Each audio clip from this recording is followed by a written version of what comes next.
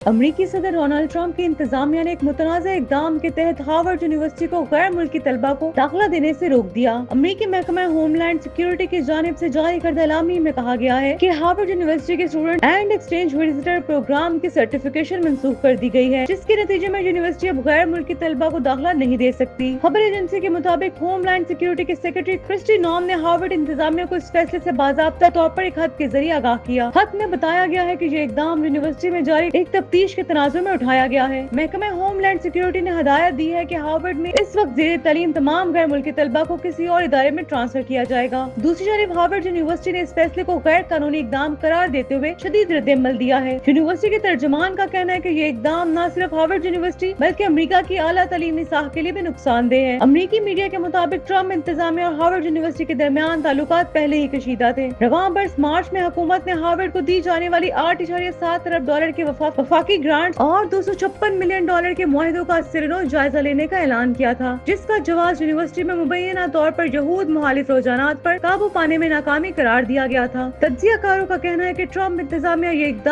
इंतजामिया का ये ताज़ा कदम अमरीकी जामियात की आज़ादी और गैर मुल्की तलबा के मुस्तकबिल के लिए खतरनाक नज़ीर कायम कर सकता है।